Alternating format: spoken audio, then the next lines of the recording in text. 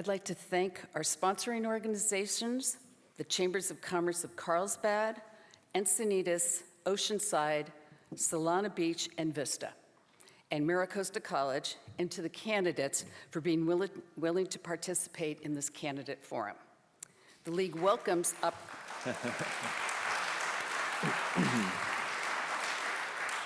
The League welcomes opportunities to work with local organizations and to provide voters with an opportunity to hear the candidates. My name is Sheila Toll. I'm a proud member of the League of Women Voters, and I will be your moderator. The League was founded in 1920 when women first gained the right to vote. And while our name is the League of Women Voters, don't let that fool you, we welcome everyone to join us in our mission to promote active, informed public participation at all levels of government.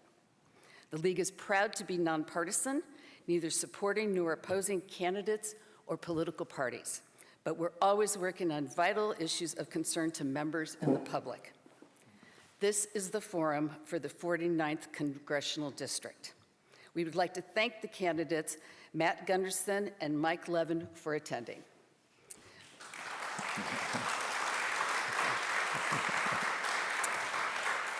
More importantly, we'd like to thank you all, both the people in the room and our viewers, for becoming an informed voter.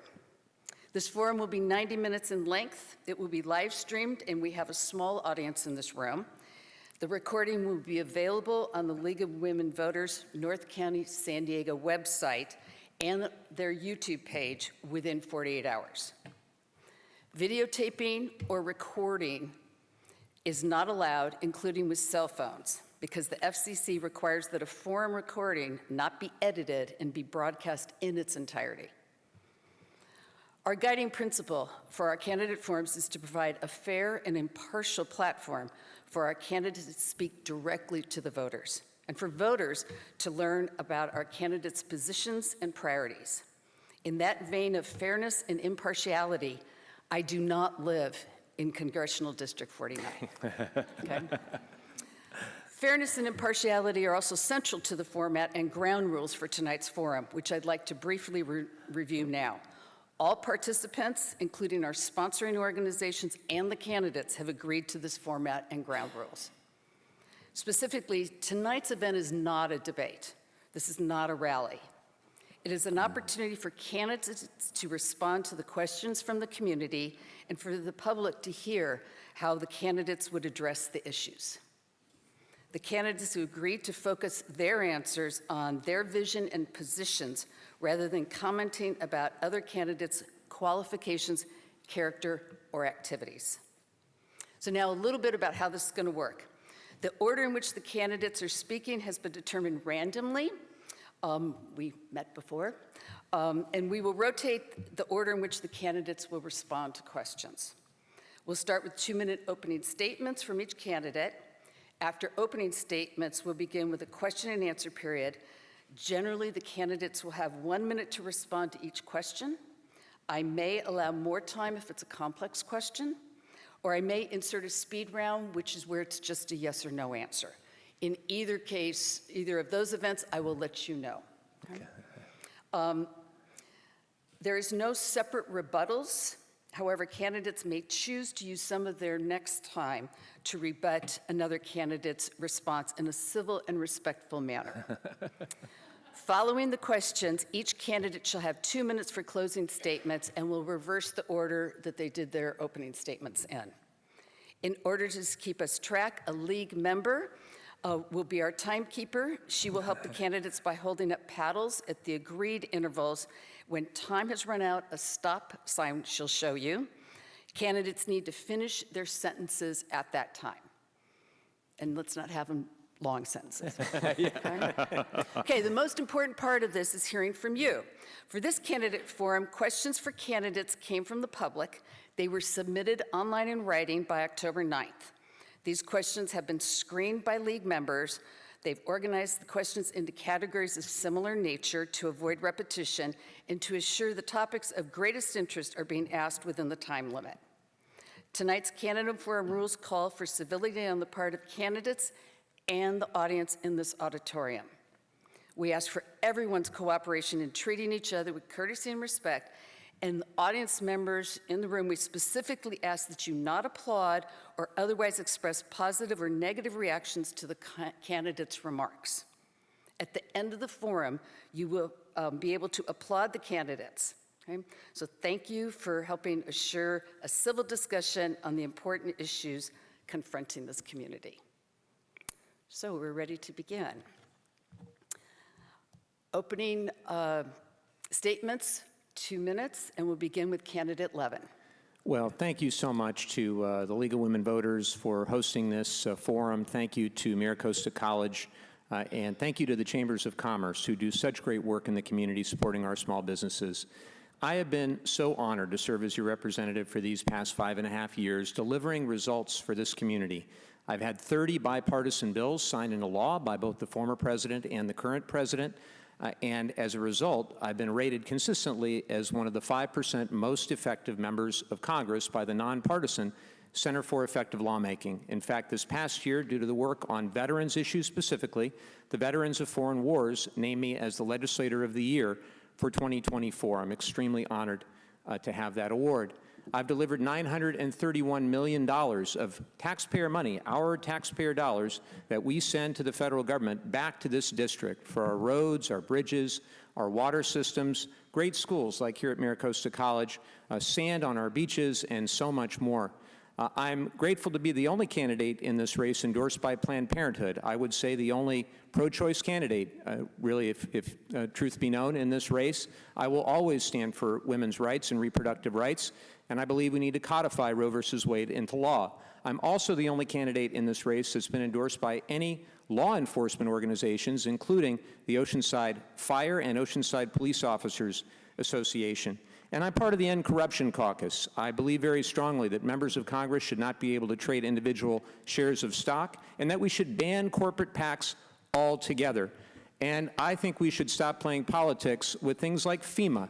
I led and have joined almost 60 of my colleagues in calling for Speaker Mike Johnson to bring us back to Washington immediately to vote on additional supplemental funding for FEMA and the Small Business Association.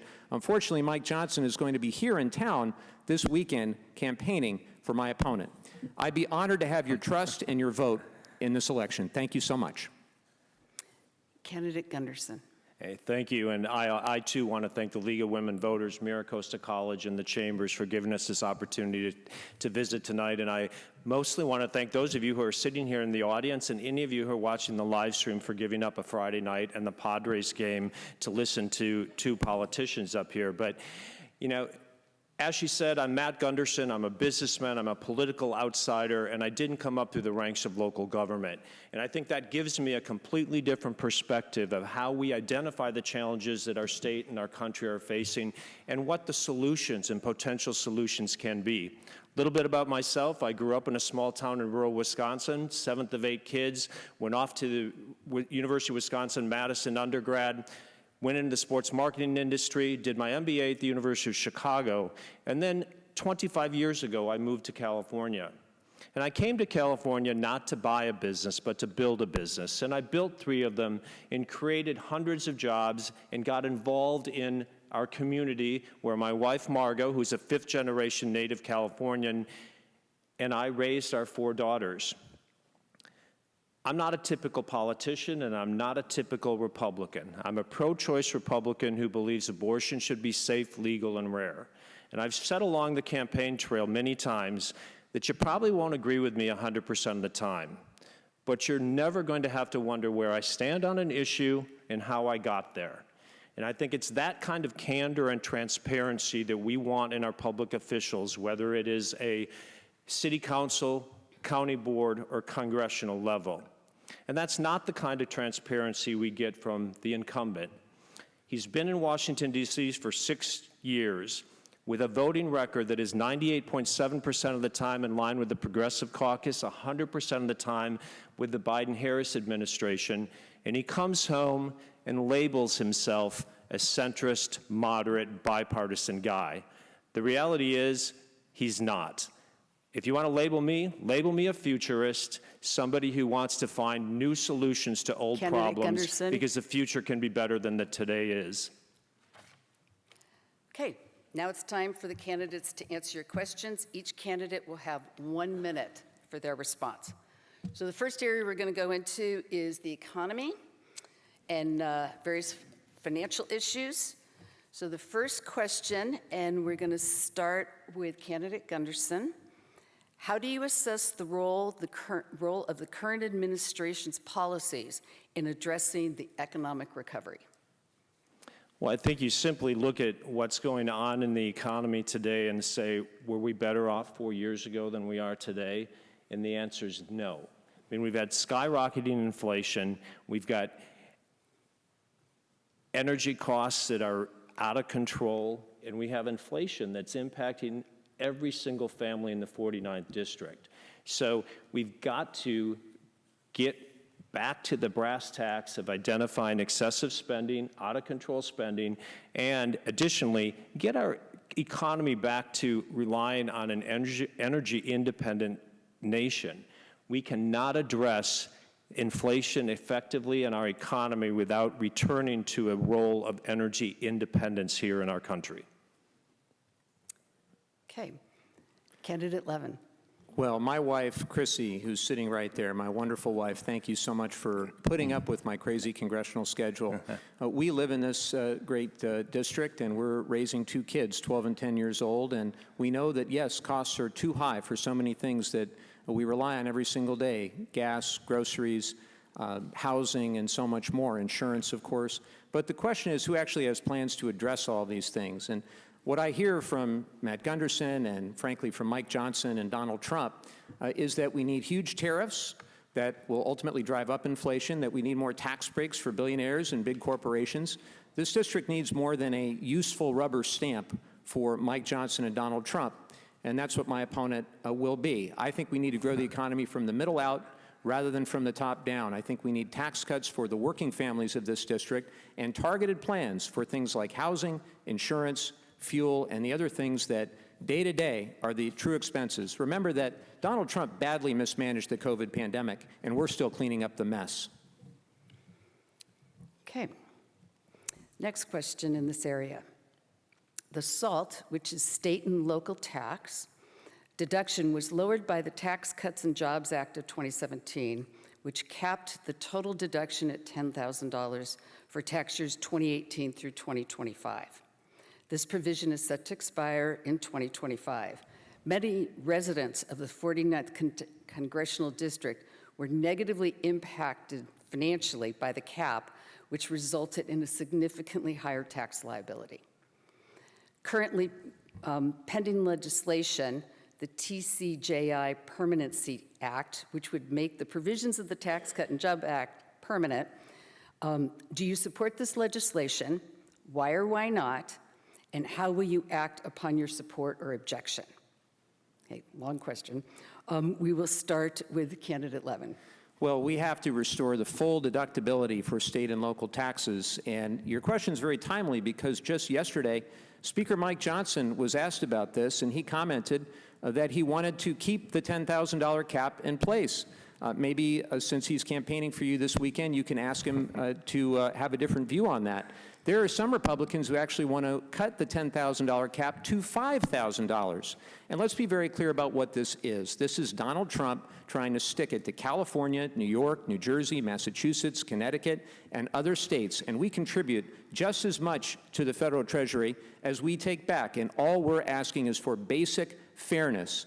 And look, it's been the law since 1913, the Federal Revenue Act of 1913, all the way to the Trump tax cuts of 2017 that his party put in place that stuck it to the working people of this district. If you own a home in this district, you go over that $10,000 cap, and we need to eliminate it. We've passed it in the House. Republicans in the Senate blocked it twice. Okay, candidate Gunderson. Well, Mike is busy throwing party labels in each other's face here, so I want to go back to his inflation question. It's the Biden administration that drove up the costs in America, and this gentleman actually said that our concerns about inflation are overblown. So for him to sit here and talk about his concerns that prices are too high is typical political speak from Washington, D.C. Now, let's be honest on the SALT talk. This is an issue that is geographic. It is not a partisan issue. As he listed, the list of high-tax states are impacted by that SALT deduction. I join Mike in supporting the return to the total SALT reduction levels, but the reality is this is not a partisan issue, this is a geographic issue, and it reeks from the fact that we are overtaxed, and the Democratic Party sees the solution to everything as more money, more taxes, and more spending, and that's not a solution to address inflation or to address people's individual tax liabilities. Okay. Next question, we'll start with candidate Gunderson. Do you believe there is a need to change our current systems of Medicare and Social Security? And if so, what changes should happen? Okay, first of all, I think absolutely we have to preserve Social Security and protect Medicare at all costs. But we have to have a reasonable and serious bipartisan conversation about what we're going to do to sustain the viability of Social Security.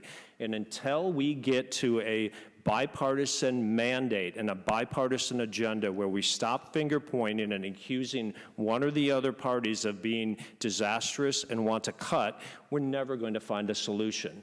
I will say that my opponent voted for the Inflation Reduction Act that rated Medicare in the interest of electric vehicle subsidies. I mean, you cannot complicate a Green New Deal agenda and preserving Medicare in the same budget bill. It's typical business as usual operations in Washington, and it's not conducive, productive, and certainly is not serving our people. May I answer? Yes. Thank you. So the first thing you should know is that Matt Gunderson has been running for office since 1994. He ran in Wisconsin. Now he's running in California. He's run as many times as I have, but I've actually won all my races. And you should also know when he first ran, he said that Social Security needed to have an increase in the age requirement. You needed to cut benefits. And his words, seniors should feel the pain. His words, seniors should feel the pain. I think seniors have felt more than enough pain paying into a system. This is not an entitlement. I hate the word entitlement that his party likes to use. This is insurance that you paid into. I support something called Social Security 2100 that says people at the very top should pay their fair share into the payroll tax system. If you just made that one change, if you had people at the top paying their fair share, you could keep the system solvent for the rest of the century, and you could increase benefits for those who are in need. And the reality is we've got to expand and protect Medicare, expand and protect Social Security, and I'm all for doing it in a bipartisan way, but he's been against it since 1994. Okay, shifting gears. Climate change and the environment. So first question will be answered by candidate Levin. What is your view on how serious is the threat posed by climate change?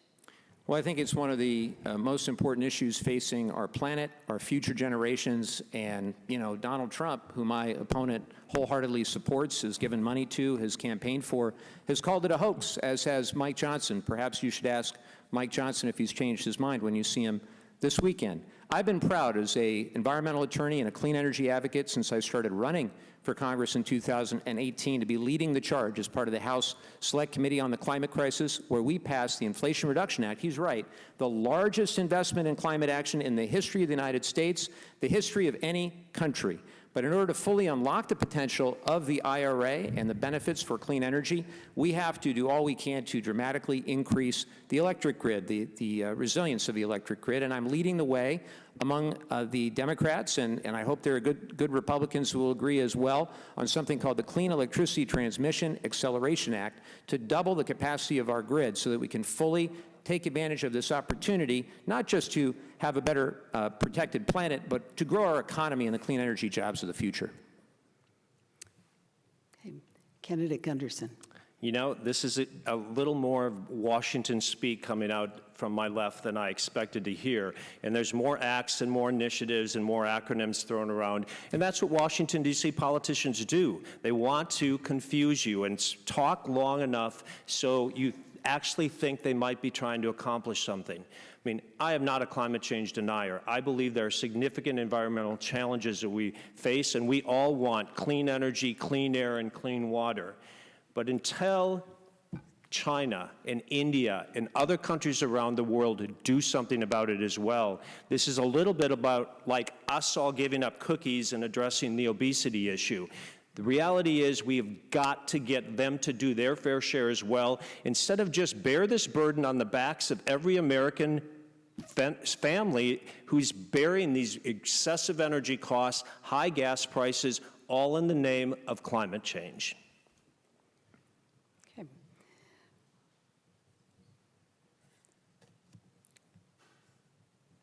Next question is, what actions would you propose to minimize the effects of climate change? And Well, the first thing I'd want to do is get the dark money out of politics. There's far too much money from the oil companies coming into our political system. And Matt Gunderson knows this all too well. When he ran last time for state senate, I think we'll need to pause. excuse me, that is not appropriate. That is not appropriate. Just a second, we'll restart. That is not appropriate. That is not appropriate. That, please leave.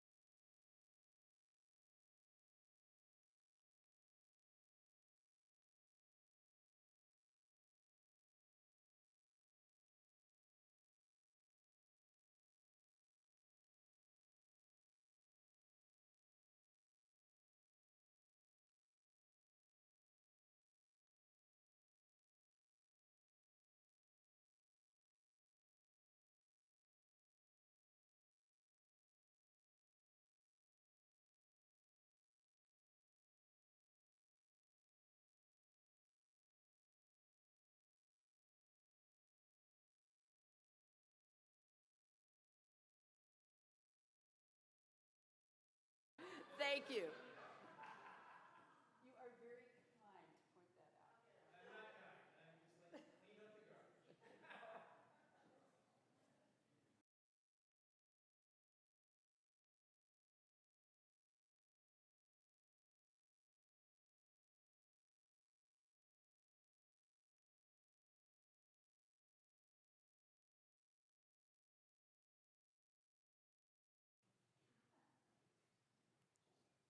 Okay. I think we're ready to start again.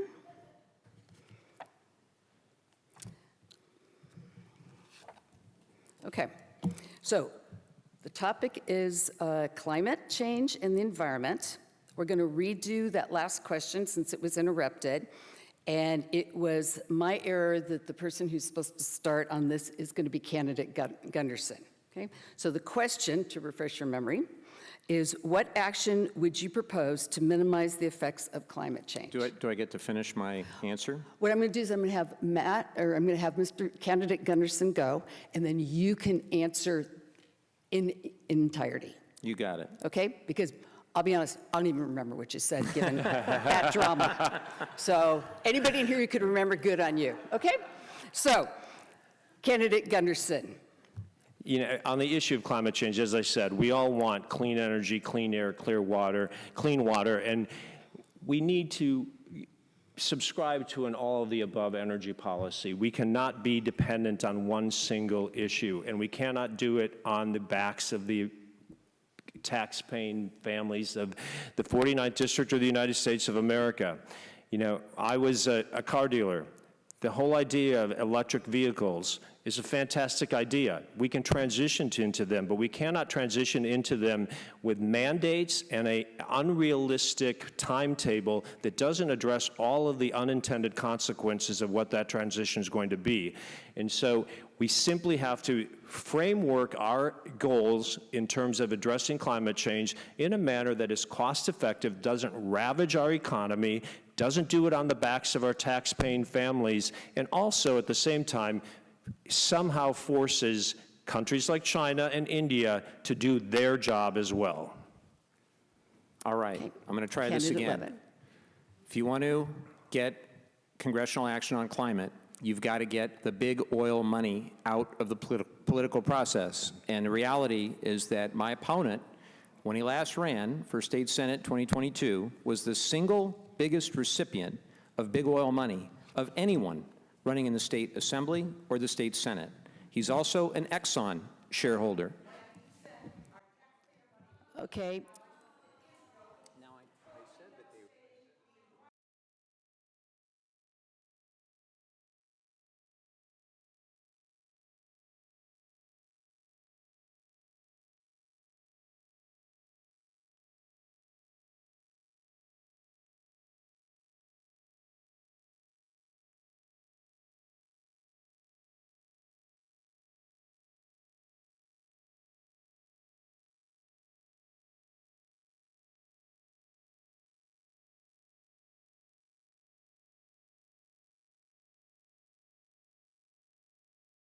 I'm going to repeat the question, and it will be Candidate Levin's.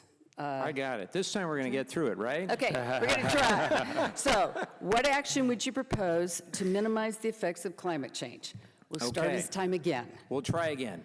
We've got to get the big, dark money out of the process, and that starts with big oil. And my opponent, when he ran in 2022 for the state senate, was the single largest recipient of campaign contributions from the fossil fuel industry, $2 million plus, and he is a personal shareholder of Exxon. And what I just heard from him were talking points that come from the big oil companies and the American Petroleum Institute. What they always say is America shouldn't act until China and India act. We need to lead the world if we want the rest of the developed world to follow our lead. I've been around the world. I've talked to folks from different countries, and American leadership matters. We can't bury our heads in the dirty energy policies of the past. We've got to move towards a clean energy future. We are fortunate in this community to have some of the best climate scientists anywhere in the world at the Scripps Institution of Oceanography, UC San Diego, and elsewhere, here at MiraCosta as well. We need to listen to them, and we need to dramatically reduce our greenhouse gas emissions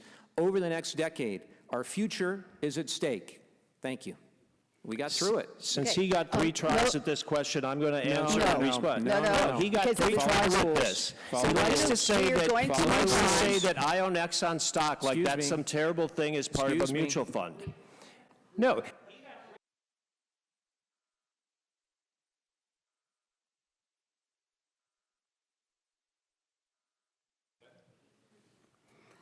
Okay.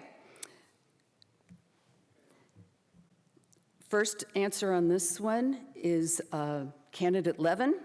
As a representative from California, which is the #1 agricultural state in the United States, would you vote to protect the $20 billion in the agricultural conservation spending in the Farm Bill? Well, I absolutely think we need to pass the Farm Bill, and unfortunately, Speaker Mike Johnson has been playing silly season with that as well. Maybe you can ask him about that when you see him this weekend. The reality is we have 1,000 small family farms. Local agriculture is incredibly important. In this district, 1,000 agricultural businesses, and I meet with them, I speak with them. I'm grateful for our Farm Bureau. We've got cut flowers and succulents and strawberries, blueberries. I'm honored to work with them, and the reality is we need to do everything we can to get red tape and bureaucracy out of their way and let them flourish and prosper. And if you have any question about whether I've actually been working with them, ask them. Ask Jimmy, who runs the strawberry farm in Carlsbad. Ask so many others in our community who know that for the last 6 years, I've been dedicated to working hard with them. Mike Milano at Milano Farms in Vista. And we have a lot more to do. And the Farm Bill is so important. It comes once every 5 years. But again, it becomes silly season. And right now, you have big agribusiness, and they're trying to do everything they can to have a farm policy for the big guys and not for the little guys. We've got to fight for our small family farmers. Okay, candidate Gunderson. Well, it seems tonight that Mike Levin is more aware of Mike Johnson's voting record and policy positions than he is of his own. You should look into it. But getting back to his previous question on Exxon Oil, he attacks me for owning individual stocks in Exxon Oil, which are part of a mutual fund, and implies that that makes me a puppet of big oil. If I own Starbucks, does that mean that I actually control the coffee industry? This is the typical ridiculous language of Washington, D.C. politicians. It's got to stop. We have to have reasonable conversation, civil discourse, and a serious conversation about how we are going to solve some of these issues and not get into the minutia of whether or not somebody owns stock. Now, on your question on the issue of agriculture subsidies or the ag bill, again, this is a big picture issue sitting in Washington, D.C. I've told you that I'm a political outsider, I'm a businessman, and I am not a politician. So the dynamics of that bill, I don't know, but I absolutely would be a major, major supporter and advocate of the agriculture industry. Okay. This one, we'll start with candidate Gunderson. Would you work to reduce the use of fossil fuels in our federal energy policy? And if so, what steps will you take to achieve this? Okay, we cannot strictly approach our energy needs by being focused on only renewable energies. Energy independence in this country is becoming a national security issue. We saw what the Biden-Harris administration, which my opponent votes with 100% of the time, has done in loosening the sanctions in Iran, empowering them and enabling them to enrich themselves and become a major player in terrorist activities across this world. So we have got to focus on getting our country energy independent, get back to those policies, and address the issues that allow us to have energy costs that families can afford and drive down gas prices. Candidate Levin. We need to accelerate the transition to a more sustainable future, and that means over time, with great sensitivity to the fossil fuel industry and the jobs that are there in California and elsewhere, wean ourselves off of foreign fossil fuel. It's also how we end the volatility in fuel prices because of the global nature of oil as a commodity. If we want stable, lower energy costs over the long run, we've got to wean ourselves off of foreign fossil fuel. But let's not forget what my opponent's preferred presidential candidate, Donald Trump, told a group of oil executives recently. He said, "Give me $1 billion for my campaign and I'll do whatever you want." And we don't need another useful rubber stamp for Mike Johnson and Donald Trump in Washington, D.C. This district deserves independent thought. And if you don't know what Mike Johnson's voting record is, I'm happy to share. By the way, his plan for Social Security, Mike Johnson, to stabilize Social Security, is to ban abortion because he says that will lead to more able-bodied workers if we have more children born. He doesn't care about women. And you say you're pro-choice, I doubt it. Okay. We're going to switch gears, and we're doing foreign policy. First will be answered by candidate Levin. According to a poll from CBS, 77% of Democrats and 41% of Republicans want to see an end to weapons sales to Israel. 2 parts. 1, would you continue authorizing these shipments and funds as a member of Congress? And the second part, are there any weapons you don't support sending? Well, I think, first of all, we just celebrated the 1-year anniversary of the October 7th terrorist attack against the state of Israel by Hamas. It was actually at one of the kibbutzim that was attacked, the Kfar Aza kibbutz, about 8 months before the attack occurred. I met with children and parents, some of whom were murdered and raped, and it was unconscionable what Hamas did. And Israel has every right and the responsibility to defend itself against terrorism, whether from Hamas or from Hezbollah or from the IRGC. How they defend themselves matters as well, and they have to do everything possible to minimize civilian casualties. That is made very difficult when Hamas actually uses civilians and uses them as shields, uses mosques and schools and hospitals as shields for their terrorist activity. On a go-forward basis, we have to stay out of a regional ground war. When you represent the men and women of Camp Pendleton, as I do, you absolutely do not want to send them into harm's way unless absolutely necessary. We don't need another 20-year ground war in the Middle East as we had in Iraq and Afghanistan. Candidate Gunderson. Right now, Israel is doing the world a favor by fighting terrorism on 7 different fronts. And they are taking on that burden of obliterating the terrorist cells throughout the country who are infiltrating our country as well through a southern porous border. But we have to stand with them solidly, and I support Israel and the Jewish people 100%. My opponent's words sound great, but it's typical political speak from Washington, D.C. The reality is he voted against the first 2 aid packages for Israel after October 7th, and he refused to censor the anti-Semitic squad member Rashida Tlaib. So instead of just listening, Marjorie Taylor Greene, dig deep and learn.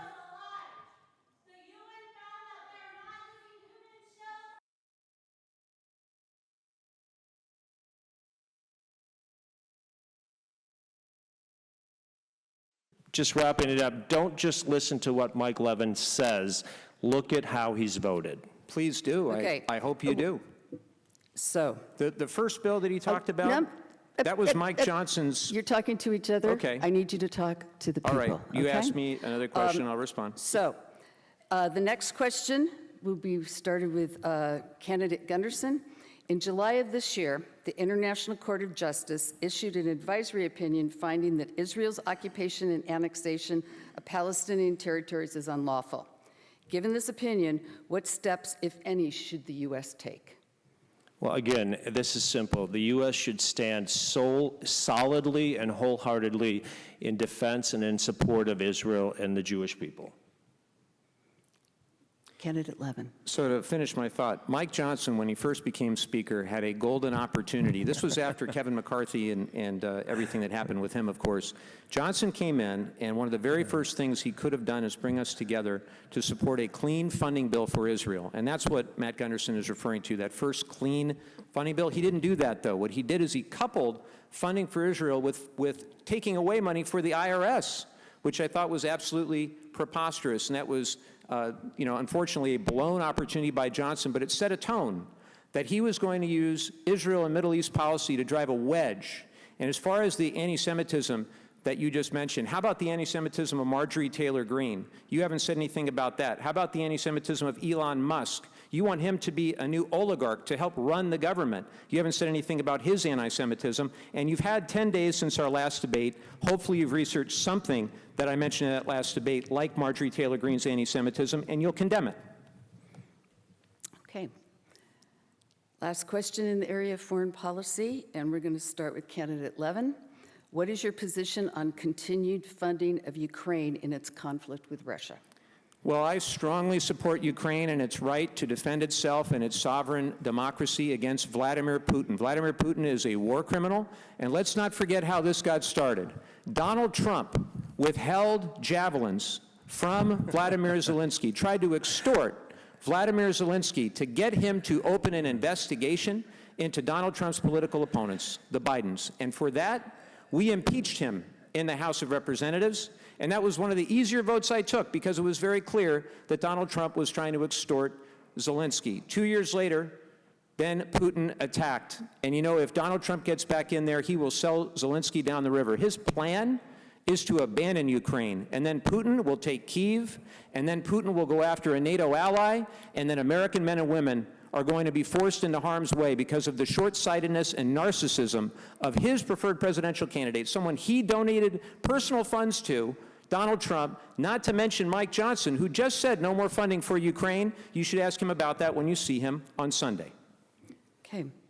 Candidate Gunderson. You know, I think this should be a drinking game for you all, where every time he mentions Donald Trump or Mike Johnson, you have to take a drink, and we'll all go outside and watch the Padres game. It's driving me in to a great drink. time. It's driving me to The drink. reality is, you're not running against Donald Trump, and you're not running against Mike Johnson. So you want to bring those names up because you do not want to talk about your record and defend your You are ready to be their Biden-Harris useful 100% rubber stamp. Candidate voting Levin, record. please let him answer. On the topic of Ukraine, I absolutely believe that we cannot allow the trio of terror, that is Iran and the Middle East, China and Taiwan, and Russia and Ukraine, win. We have to stand tall, revisit our concept of peace through strength, and make sure that we continue to be the leader of the free world. We cannot abandon the Ukraine, we cannot abandon Israel, and we cannot abandon Taiwan. Okay, before we go to the next section, I would like to remind you, candidates, that you have agreed to focus your answers on your vision and positions rather than commenting on each other's candidate's qualification, character, and activity. So let's try and do that. All of these questions have come from your constituents. None of these were developed by myself or the league, okay? So let's give them the answers that they need to make their decisions. So our next area is gun violence prevention, gun safety. First question, and this will we'll start with candidate Gunderson. What is your approach to addressing gun violence? Do you have any proposals that could achieve broad bipartisan support? Okay, first of all, I'm a firm believer in the Second Amendment, and when we deal with this issue of gun violence, we have to realize it is not a gun problem, it is a people problem. We cannot decide that by banning a specific gun, we're all of a sudden going to end school shootings. I mean, ratchet back in history, all those guns were available many, many years ago. We didn't have these school shootings, but we're not willing to talk about the mental health issues that face our young people, particularly today. They never want to talk about violent video games. They never want to talk about the impact of social media and electronics on our children. And we've got to, again, get back to the idea and the understanding that this is a people problem, a culture problem, and a value of life problem. It is not a gun problem. Candidate Levin. So I think it's fairly simple that more guns are not going to solve the gun violence epidemic in this country. And yes, we have challenges with mental health, just like every other developed nation, but we have a unique challenge with gun violence. We have more mass shootings than there are days of the year. And every morning when I drop off my 12-year-old and 10-year-old and they go to our local school, they shouldn't have to be terrified about a school shooting. When I was young, growing up here in Southern California, we had earthquake drills. Remember, stop, drop, and roll. Now they have active shooter drills.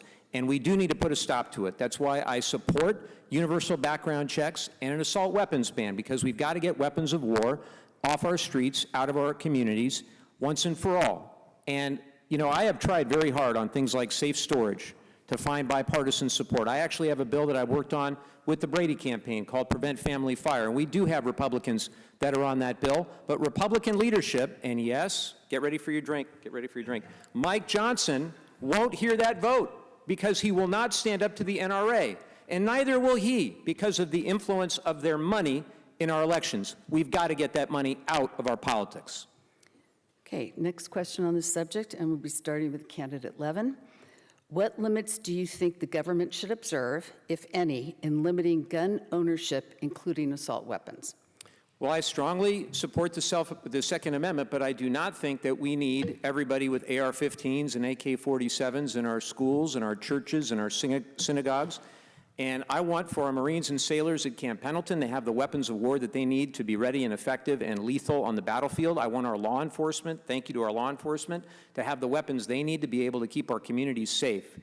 The reality here, though, is it's all about the NRA and their influence, because when I've talked to my Republican friends behind closed doors about why I can't get this safe storage bill across the finish line, even though we know that we could reduce the rate of gun-related accidents by 74% if we just had safe storage for our guns, the reason is that the other side is worried that the NRA will score the bill, meaning they will make it part of their member scorecard, and every member on the other side wants to have that A rating with the NRA, lest they not get the campaign contributions. That's why it's so important we get the dark influence of their money, big oil money, big pharma money, out of the system. Candidate Gunderson. Again, I'm a strong believer in the Second Amendment, and let's stop and think for a minute. California has some of the strongest gun laws in the country, and they're not being enforced. So before we begin to think about more gun laws and things that are going to impact legal gun owners and don't address the illegal gun owners, let's enforce the laws we have on the books. Okay. Next question on this subject, and we'll start with candidate Gunderson. Do you think there are specific, more targeted steps that can be done to stop gun violence happening in our schools? You know, obviously, I think this seriously gets back to the whole issue of addressing our mental health crisis in this country, particularly with young people. And in addition to that, we have to address the issue of school resource officers. I would support funding of school resource officers in all of our schools, because we all want safe schools. We all want our kids to go to school without any fear in them. But again, until we address the mental health issues and challenges and hold our families accountable for identifying their children's weaknesses, I mean, we're not going to get to that solution. I'm totally okay with the most recent one where a parent who bought the gun for their daughter or their son and they're charged. I mean, parents have to be held accountable as well for the behavior of their children. Candidate Levin. Well, let me be very, very clear that mental health is a big crisis as well, and that's why I've worked with our local communities to get $4.5 million for the mobile crisis response units to run them at night and on the weekends here in North County. But it's not just mental health. Guns are part of the problem, and more guns don't solve the gun violence epidemic. And, you know, we did pass the biggest gun violence prevention law in 30 years, called the Bipartisan Safer Communities Act. Mostly Democrats on the bill, but there were some Republicans, and we appreciated the Republicans who were on the bill. And what that bill does is it provides funding for states to implement red flag laws to help close the boyfriend loophole. It also makes tougher background checks for those who are between 18 and 21 and go in to buy a firearm.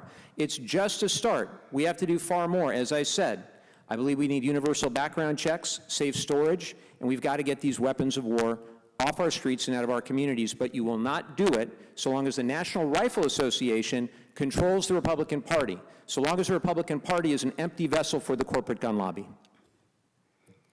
Okay, moving on to the topic of immigration and border security. First question, and this we'll start with candidate Levin. Immigration policy and border security are two topics that are often linked. What do you think are the important issues that need to be addressed in these two areas, and how would you address them? I have advocated for a comprehensive bipartisan immigration bill that would include tough border security measures since I was a candidate in 2017. And just because my opponent hasn't been paying attention to anything that I've done and said these past 6 years didn't mean I didn't say or do it. But the reality is that there are far too many on his side, including, get ready for it, Mike Johnson, and they want the great replacement theory. Mike Johnson actually said that migrants are destroying our national identity. It's racism, pure and simple. We've got to stand against it. My grandparents were Mexican immigrants on my mom's side. They worked hard, they paid taxes, learned English, played by the rules, had 4 girls, including my mom, and now their youngest grandson is a member of the House of Representatives. All 4 of the daughters graduated from college. My grandparents didn't even graduate from high school. I want to see a path to citizenship for dreamers and others who work hard and play by the rules. And the one person who killed the bipartisan border security deal, the best deal we've had in decades, was Donald Trump, because he didn't want the issue of he wanted the issue of immigration in election year rather than to solve the problem. Candidate Gunderson. This is just more inside DSC political speak and gobbledygook. The reality is this is a man who called the border wall ridiculous, unnecessary, and costly. He voted against 17 border security bills, 13 of which were bipartisan supported. And he voted against all of them, and he comes back here and sits in front of you and tells you that he's concerned about the border. The reality is he sat silent while the Biden-Harris administration opened that porous border to the south and let our communities be flooded by illegal immigrants that are in our neighborhoods demanding resources and impacting our public safety infrastructure, our public health infrastructure, our educational infrastructure, and beyond. The reality is we have to return to Trump-era border policies, secure our border, and then we can begin to deal with what we've got on our hands. Okay, next question, and we'll start with candidate Gunderson. What is your position on DACA, Deferred Action for Childhood Arrivals, also known as the Dreamers Act, with a pathway to citizenship? Yeah, I mean, this is a dovetail off my previous answer. Our border is unsecure and open, and we have to secure it. We cannot talk about remodeling our kitchen while our house is on fire, and right now our border is on fire. Do I believe we need comprehensive immigration reform? All day long. Do I think there's a path to citizenship and some form of a DACA policy that needs to be implemented? Absolutely. But we cannot begin to have a bipartisan, serious conversation about comprehensive immigration reform until we secure that border, we stop the flow across the southern border, and we take inventory of what we've got here, because we don't know how many we have, we don't know where they are, and we don't know what they're doing. Put this in perspective. In 62 years through Ellis Island, we processed 12.1 million immigrants. Every one of them was fully vetted, fully tested, had a plan for assimilation, and to be distributed throughout the United States. 12.1 million over 62 years. We've got somewhere between 15 and 20 million in the last 3 during the Biden-Harris administration, while Mike Levin sat silent, and we don't know where they are. Politicians like J.D. Vance and Mike Johnson and Matt Gunderson demonize immigrants and blame all problems in American society on migrants. And I've been paying attention to what he's said now as a candidate for a number of years when he ran for state senate. And the reality is it's time to start recognizing that there are many migrants in this community, including those who came here at a young age, the dreamers, just like my grandparents. My grandpa was 12, my grandma was 4. They were the dreamers of their day. That's what my mom calls them, the dreamers of their day. They work hard, they play by the rules, they participate in our economy, our society.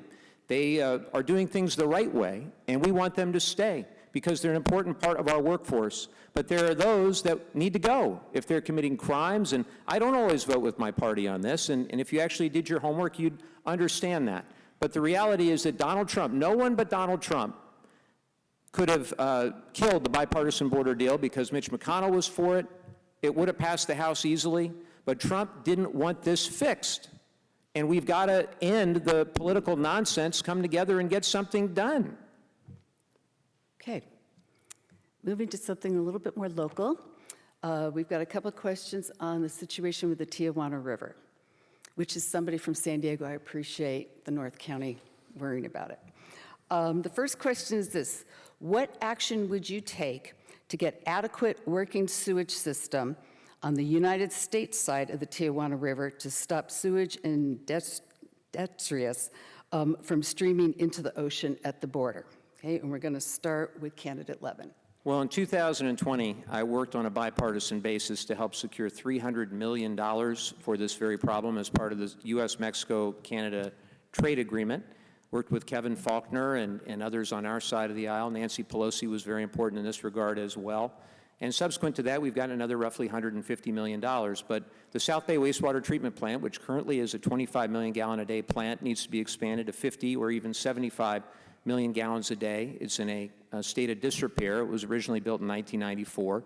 And the IBWC has said that it's going to take anywhere up to 7 years to fully implement a design-build contract to expand the capacity and to fix the problem. And that's far too long. I've demanded that they do it in 2 years or less.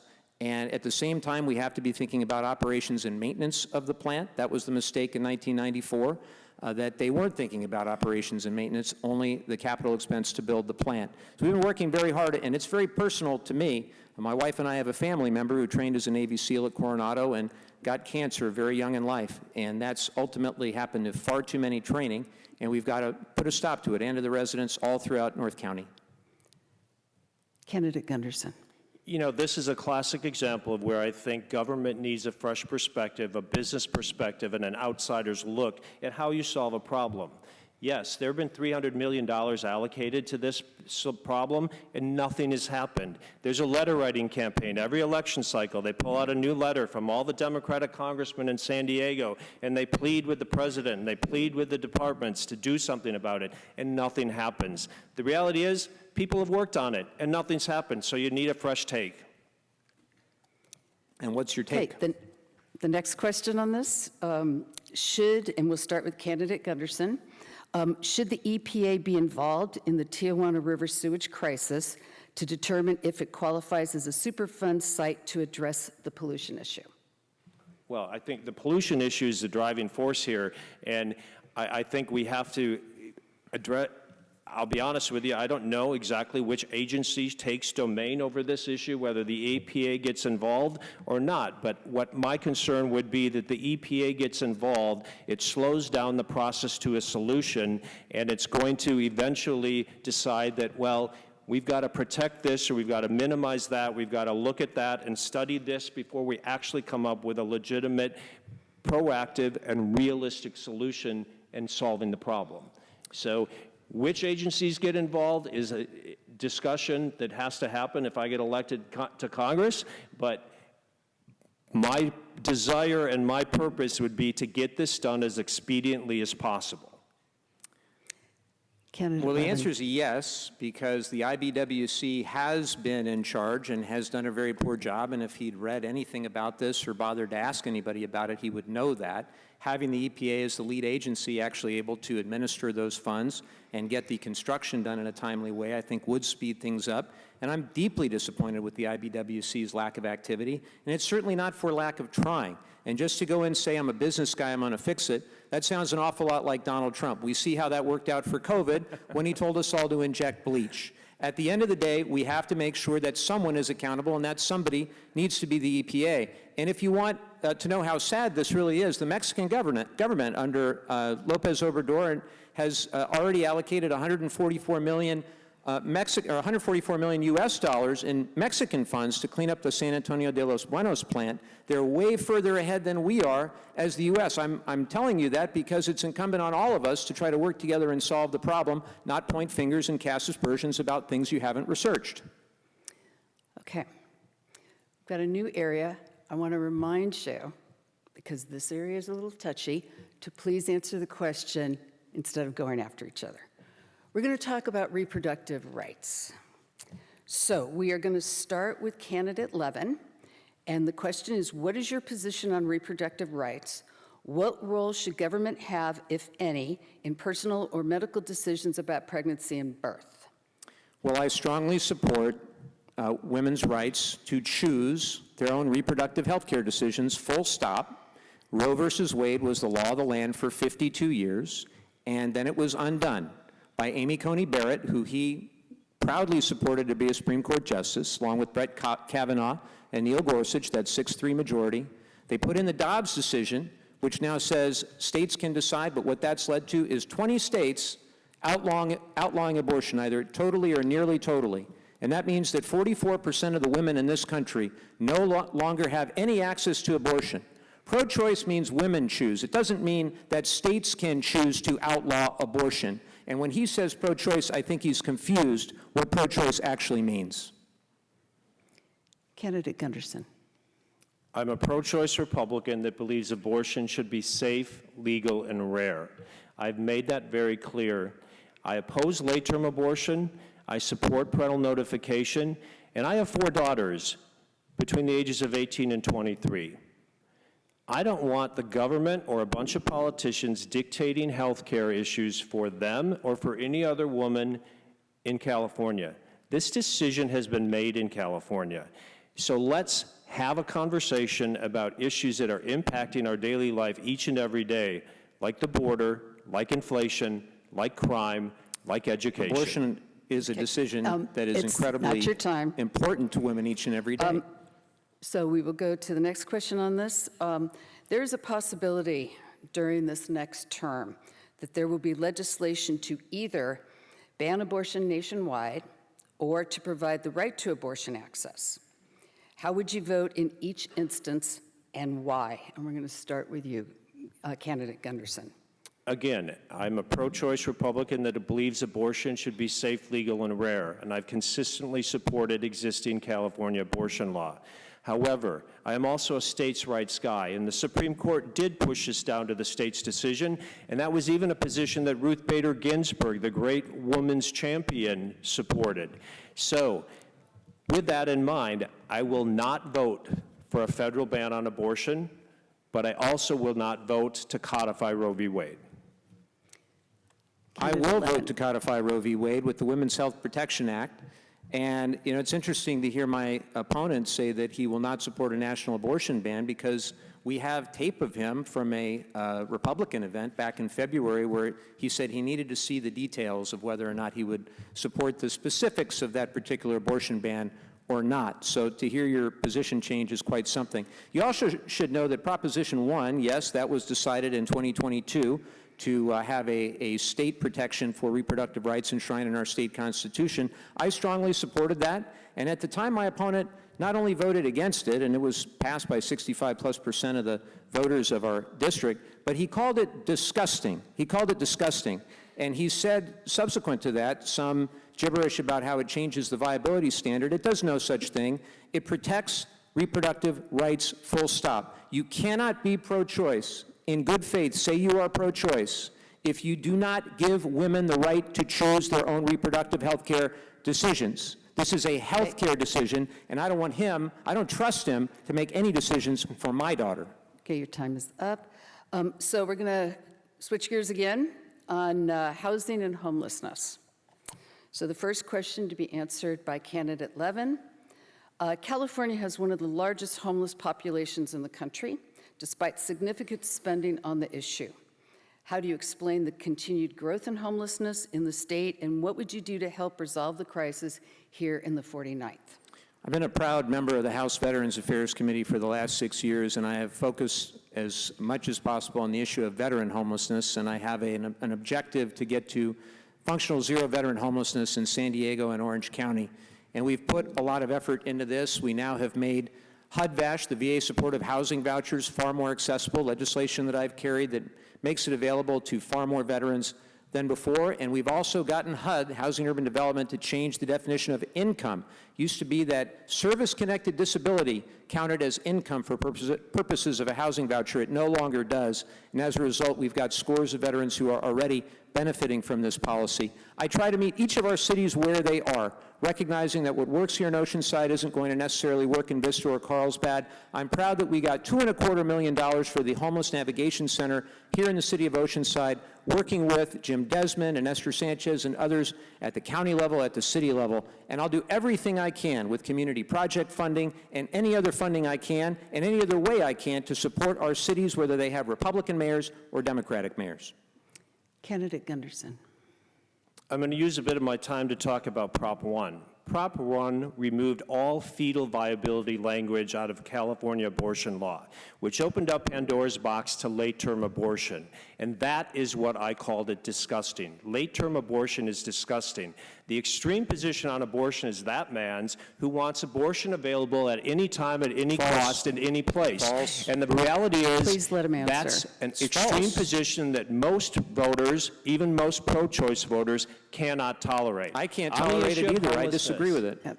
On the issue of homelessness, Mike is right. the biggest federal responsibility on the homelessness issue would be in the area of veterans homelessness, and we've got to support it and do everything we can to address those needs. But his party, the Democratic Party, out of Sacramento, the one-party dictatorship that we have in this state, has spent billions of dollars addressing homelessness and sending it down into the big business syndicate to exacerbate our homeless problem, and just last week would not allow homeless spending to be audited and accounted for. We're running for federal office. We have another We're running question. for federal office. Both of you? We have another question here, seeing that you've talked about military. Will you work with the military to provide affordable housing on closed bases where taxpayers have already created infrastructure to support family residents? We're going to start with you, candidate Gunderson. Yeah, it goes without saying that any congressman representing the 49th District is going to be a zealous advocate for veterans issues, both enlisted and retired military. So absolutely, I would support the idea of subsidizing and making any benefit available to the veterans for housing that is possible. Yeah, this is extraordinarily important, and a big reason that I want to be on the Military Construction and VA Subcommittee of House Appropriations, I'm so honored to be reelected, is because we have major needs at Camp Pendleton. The barracks are antiquated. Many of our junior enlisted Marines and sailors are living in subpar conditions, and our family housing needs to be improved as well. I've been very honored to have secured over $400 million for different projects throughout Camp Pendleton in my 6 years, but we've got so long to go. I was really proud that we were able to just secure the money for a second child development center for our young families at Camp Pendleton. And for me, this is really a labor of love. Anything that I can do, and I agree with them, anything that we can do to help our Marines and sailors and their families at Camp Pendleton, including building affordable housing for them that's quality housing, is, I think, a very worthwhile pursuit. Now, the unfortunate reality is not always easy to navigate the complex federal budget when it comes to military construction. It's far easier to build new weapon systems than it is to build new housing and to increase benefits and pay for our military families, and I'm working to change that. Okay, we're going to move on to transportation and infrastructure. We've got a local question. How should the coastal train tracks be addressed, especially the issue of coastal erosion in Del Mar and San Clemente? We're going to start with Congressman Levin. Well, sand stabilization stakeholder engagement are my approaches. So for sand, we've gotten over $40 million from the Army Corps of Engineers for over 1.25 million cubic yards of sand in Encinitas, Solana Beach, all the way up to San Clemente. We've got also a 50-year commitment from the Army Corps to keep coming back to replenish more and more sand as it's needed. That helps stabilize the corridor. You've also got to do all you can on the bluffs. We've got over $50 million in bluff stabilization funding over these last 6 years, and another $54 million as part of the multimodal discretionary grant program for a new bridge, new San Dieguito Railway Bridge. This is a multi-billion-dollar project, and ultimately Sandag has to accelerate the timeline to figure out with all the stakeholders, Del Mar, Solana Beach, Encinitas, all the way up and down the coast, along this 351-mile rail corridor, where the location needs to be. And at the end of the day, I am going to do everything I can to deliver every federal dollar. There's 2 more fiscal years from the bipartisan infrastructure law to try to get a major multi-year, multi-billion-dollar investment. I got the low sand corridor be part of the corridor ID Candidate program. Levin, your time is up. Thank you. Candidate It's hard in Gunderson. 60 seconds. That's a This is lot. another issue that is a geographic issue. It's not a partisan issue, and it obviously has to be a major commitment to anybody who's representing the 49th District. And when you talk about working tirelessly to bring resources home to address that issue, whoever is elected is going to do that. With that said, I think that Sandag is deeply involved in this, and it's a local issue. It's not a federal issue. And Sandag is one of the most corrupt agencies I've experienced any kind of work with. It is controlled by the Democrats in San Diego County. It doesn't serve North San Diego County. So the idea that your congressman should be working with them and cooperating with them is a little bit baffling to me. Your congressman should be fighting them, and he should be confronting them, and he should be demanding accountability and transparency from Sandag so you can actually find some solutions on this issue. So if I may, you just said you needed to No, help the, them with funding, but you need to next- fight them? Oh, the I'm next just trying to question. understand.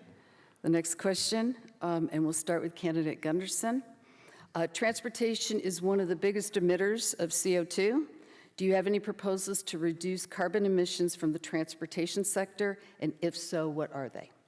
You know, it's interesting, you claim that these questions have come from our general public, and I've campaigned for a year and a half here, and I've maybe been asked climate change CO2 questions once. People are concerned about inflation. People are concerned about the cost of living. People are concerned about the border. They're concerned about their schools and education. And we sit up here and spend an hour and a half talking about climate change and CO2 emissions. Well, the reality is, do I think there is an issue of climate change? Absolutely. But it is not an existential threat to our daily life. We've got to get back to having some conversations about the problems that are impacting us and not addressing climate change and virtue signaling in the name of the environment on the financial backs of our families. Candidate I Levin. didn't hear any answer on transit, but I do know that my opponent has a financial and political stake in keeping things exactly as they are and selling big luxury cars that don't get good gas mileage, making sure we have internal combustion engines for the rest of our lives. The reality is we have to accelerate the transition to a cleaner future. That means we need a transit system that actually works, a rail corridor that's actually functioning. We need multimodal transit. We need to improve and accelerate the supply chain for electric vehicles and zero-emission vehicles. Look, I'm as concerned as anybody about bad geopolitics when it comes to energy. And I know that we can't keep doing things the way we have been and expecting a different result. It's the definition of insanity. I also know when Donald Trump goes out and says he's going to half the price of electricity, half the price of energy, you can't trust the guy. You can't, he just absolutely won't. And I also know that Matt Gunderson has really no concrete plans on this other than to do whatever the energy companies say, whatever talking points have been presented to him. I represent a great district with some of the best climate scientists in the world. You need a representative who's going to listen to them. Your time is up. Okay. So we will start this one with candidate Gunderson, or excuse me, candidate Levin. The topic is money in politics. Money in politics is a serious concern for many people. Do you take money from any PACs or corporations? First part. Second part, what campaign finance reform, if any, do you think is needed and would you support? Well, I think the intent matters, and I do not solicit, nor do I accept any money from any corporation, period, full stop. In fact, I have a bill called the Ban Corporate PACs Act. You might guess what it does. It would ban corporate PACs altogether. And you know what? I get plenty of heat on both sides of the aisle for this. There are folks on my side of the aisle don't like it. Lots of folks on your side of the aisle don't like it because the status quo is very powerful. And you have big oil, you have big tobacco. Tobacco's funneled tens of thousands of dollars to his campaigns over the years. You have big pharma, and they like things just the way they are. And there are big super PACs on his side and on mine. And if it were up to me, we would ban the money altogether. They're independent expenditures. We're not allowed to communicate with them, but they are flooding the airwaves. It is a cancer on the body politic, and we need to put a stop to it. I've supported legislation like the For the People Act, H.R. 1, that would have created a program that would have begun to roll back some of the awful things that Citizens United has wrought. I work very closely in the End Corruption Caucus with End Citizens United to get the big money out of politics, and I always will. Candidate Gunderson. This is the typical hypocrisy, once again, that we hear about from Washington, D.C. politicians. This man says he doesn't accept corporate political action contributions. The reality is he accepts hundreds of thousands of dollars from leadership funds from his colleagues that are solely funded by political action committees. So it's a little bit like, don't take money from mom, but if mom gives money to dad, then it's okay to take the money. Just wrong. It's laughable.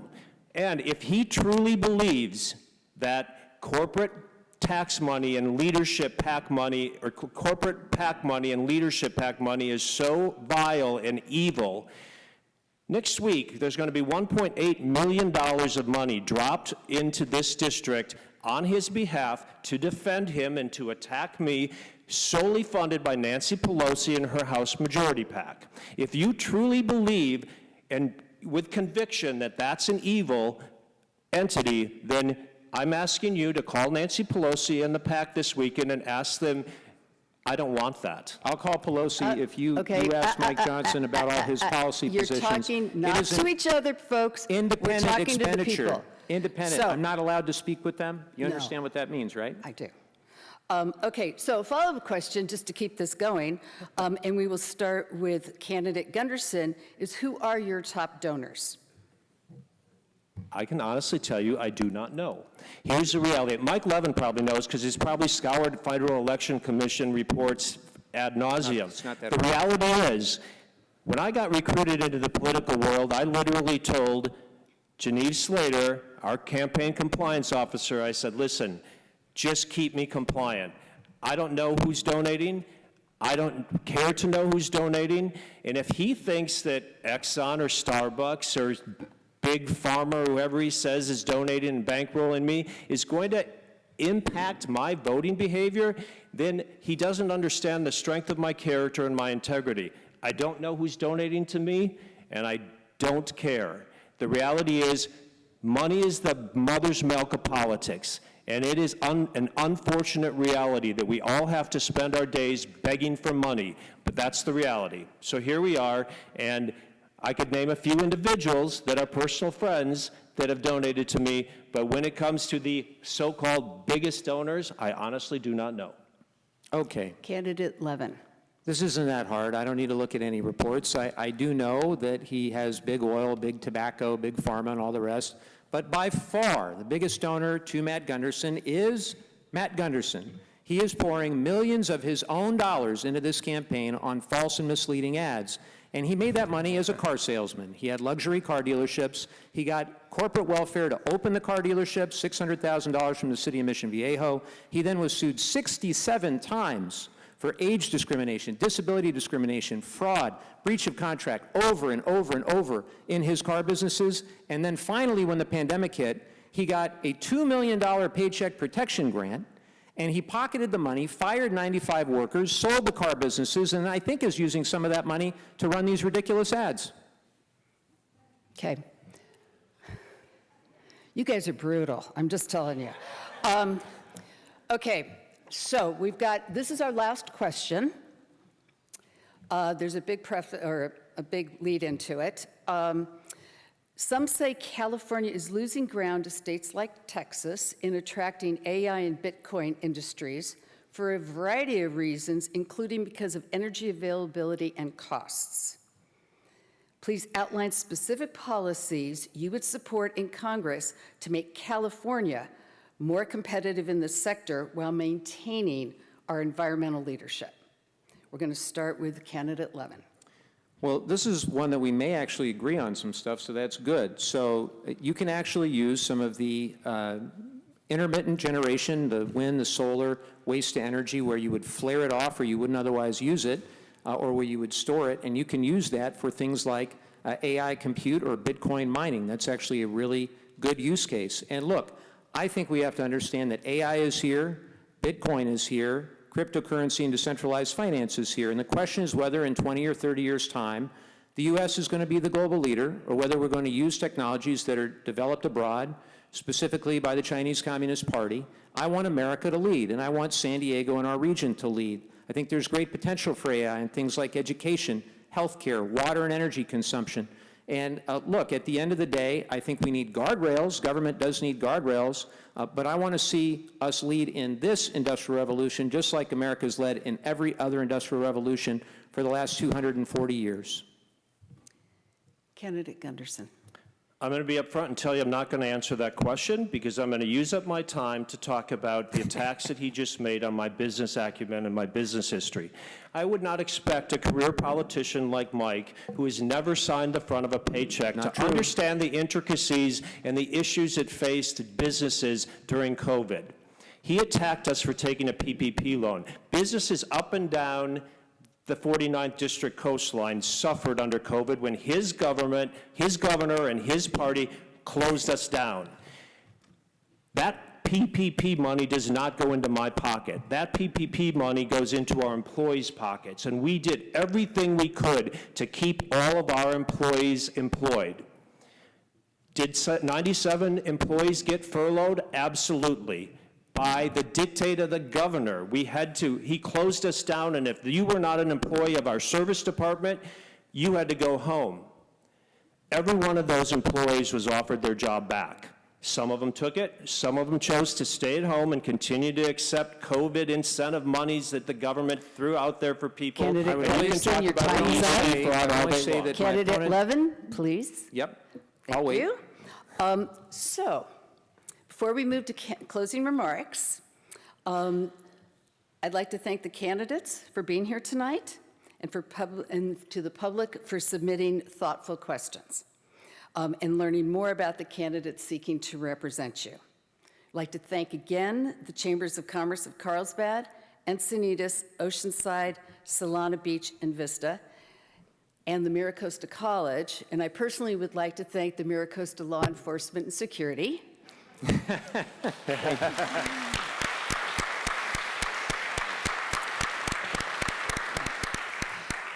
The Registrar of Voters began mailing ballots to all active registered voters around October 5th.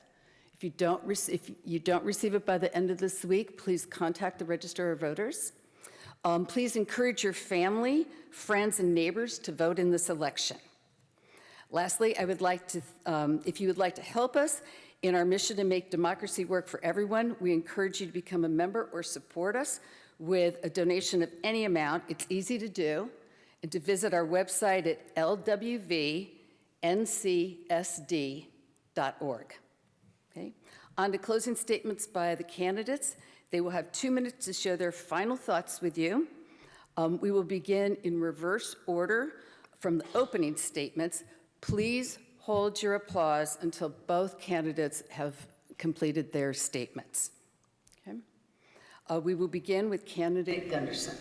Again, thank you to the League of Women Voters, the Chamber of Commerce, and MiraCosta for hosting this event. I think it's clear that there are two very different choices sitting up here tonight. Two very different visions of how we identify the challenges that face our state and our country, and how we solve the challenges that face our state and our country. You know, it reminds me of Henry Ford when he said, if you keep doing what you're always doing, you're going to keep getting what you've already got. So if you are okay with a porous southern border and a flood of immigrants coming across the border, integrating into our communities and demanding our resources, then that's your guy. If you're okay with skyrocketing inflation, energy costs that we can't afford, and the highest gas prices in the nation, then that's your guy. If you're okay with Washington, D.C. spending like drunken sailors and approving every single spending problem and thinking that the solution to government's problems is just more money, then that's your guy. I am not your typical politician. I am an outsider. I'm a businessman. I didn't come up through the world of politics. I lived in the real world, and I bring a completely different perspective to solving these problems. At the end of the day,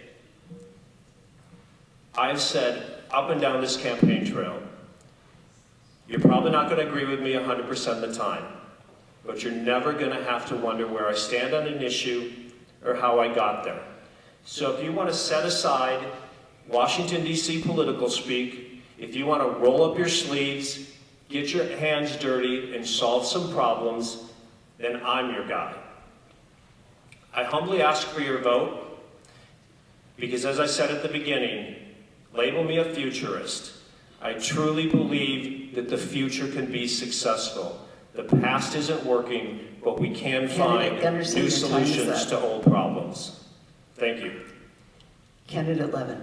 Well, again, I want to thank the League of Women Voters and MiraCosta College and all of our Chambers of Commerce for putting this together. I want to thank Matt as well, and I want to certainly thank our law enforcement. Matt is right. We have very different ideas and very different values, and I think it's important that you know that during the pandemic, Matt said that the silver lining of the pandemic was that he could fire people that otherwise California labor law would not let him, including people who or elderly or perhaps others. He's been sued 67 times in his businesses for things like age and disability discrimination, and he would be a useful rubber stamp for Donald Trump and Mike Johnson. He says he's an outsider. He's the brother of a 8-term, 16-year member of Congress. He married into a very politically influential family when he moved here to California, and he's run for office as many times as I have. What I have tried to do is not just empty rhetoric, but actual results for this community. In 5.5 years, 30 bipartisan laws from the former president and the current president, making me one of the top 5% most effective members of Congress by the nonpartisan Center for Effective Lawmaking. I'm very, very honored for the work we've done for veterans. As I mentioned, the 2024 VFW Legislator of the Year, and $931 million, and we have the receipts, $931 million in our community, our tax dollars coming back for our roads, our bridges, our schools, our water systems, our infrastructure, sand on the beach, a homeless navigation center here in Oceanside, a new fire station 1 downtown Oceanside, and so much more. You can go to mikelevin.org and you can click on our interactive map and see for yourself. If you don't believe me, go check it out for yourself. As I said, we have the receipts, and I encourage you to do it. At the end of the day, we don't need empty promises. We don't need silly rhetoric. We don't need political gamesmanship. We need results. And that's why I think we should go back to Washington, D.C., and help get those hurricane victims the FEMA money that they need. That's why I've called in a bipartisan way on Mike Johnson to do it. You should ask him when you see him this weekend if he'll call us back. Thank you for having me. So let us thank and commend our candidates, Matt Gunderson and Mike Levin, for their courage and willingness to run for public office, and let's give them a round of applause.